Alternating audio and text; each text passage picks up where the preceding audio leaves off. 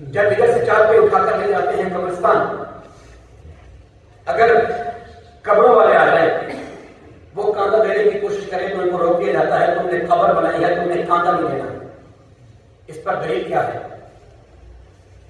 کسی کو روکنے کے لیے کسی کام کے لیے تو سب سے پہلے جس کام کا تعلق خصوصاً شریعت محمدی کے ساتھ ہے، اگر روکنا چاہتے ہو تو پہلے اس پر دلیل لاؤ، یا قرآن لاؤ یا حدیث لاؤ یا صحابہ کرام کا عمل پیش کرو، کوئی نہ کوئی چیز اس پر پیش کرو، پھر اس کو روکو۔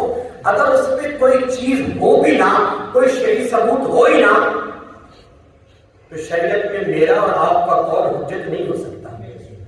اگر میں بات کروں گا تو قرآن حدیث سے کروں گا تو حجت ہوگی، ورنہ میں اپنی بات کروں گا تو میری بات شریعت میں حجت نہیں ہے۔ میری بات کوئی بھی نہ مانے کوئی پرواہ نہیں ہے اور وہ بندے کے لیے کوئی مسئلہ نہیں ہے۔ ہاں جب حدیث پیش کروں گا پھر ماننا ضروری ہوگا، قرآن پیش کروں گا پھر ماننا ضروری ہوگا، صحابہ کی زندگی پیش کریں گے پھر ماننا ضروری ہوگا۔ تو بھائی انہوں نے کون سا جرم کیا ہے کہ اس کو کاندھا نہیں دینے دیتے؟ اس نے جتنا بڑا نیکی والا کام کیا ہے شاید تم بھی نہ کر سکے، وہ کام شاید میں بھی نہ کر سکوں۔ نبی پاک نے فرمایا جس نے کسی مرد مسلم عورت یا مرد کے لیے قبر کا اہتمام کیا، اس نے اس کو گھر بنا کے دیا۔ حضور فرماتے ہیں قبر مکمل بعد میں کرے گا، ہم اس بندے کا گھر پہلے جنت میں بنا دیں گے۔ وہ اتنا نیکی والا کام کر رہے ہیں تو اس کو قبر کیوں دے دیتا؟ تیرے پاس کون سی دلیل ہے؟ ایسے نہ کیا کر، جب دلیل نہیں تو پھر بغیر دلیل کے بات نہ کیا کرو۔ یہ شریعت کے معاملے میں تھوڑا احتیاط کیا کرو۔ اس سے اگلی بات وہ یہ ہے کہ جب وقت قریب آ جاتا ہے میت کا تو اس وقت بھی بڑی احتیاط کی جاتی ہے۔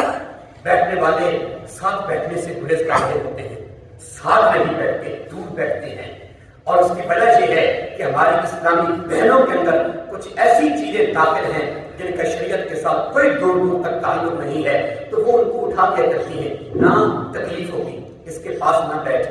اور یار اگر کسی کی اماں بیمار ہے، کسی کا ابا بیمار ہے، تو کم از کم اس اولاد کو، اس بیٹے کو، اس بیٹی کو، اور یار اس کے پاس تو بیٹھنے دو، وہ کم از کم آخری لمحات میں اور رج رج کے دیدار کر کے حج کا ثواب تو کما لے، اور تم اس کو حج نہیں کرنے دیتے۔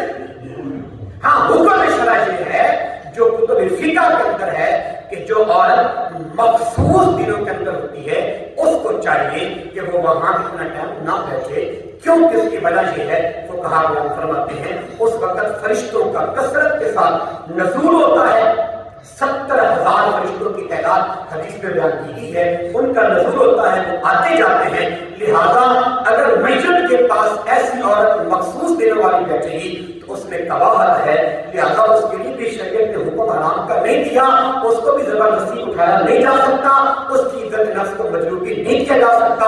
اسے خود کو چاہیے کہ وہ تھوڑا احتیاط کرے، ورنہ باقی پاس بیٹھنا، اس کے چہرے کو ہاتھ لگانا، اس کی داڑھی پہ ہاتھ پھیرنا، اس کی پیشانی کو بوسہ دینا یا ان کے قدموں کو بوسہ دینا، اس میں شریعت کے اندر کسی قسم کی کوئی قباحت نہیں ہے۔ اولاد کا حق ہے کہ بلکہ ان کے آخری لمحات میں ان کے پاس بیٹھیں، ان کے چہرے کو بار بار دیکھیں، ان کی پیشانی کو بار بار بوسہ دیں، ان کے قدموں کو بار بار چومیں، کہ ان کے والدین کے ہاتھ اور پیشانی کو چومنے پر میرے نبی نے ثواب کا وعدہ کیا ہے۔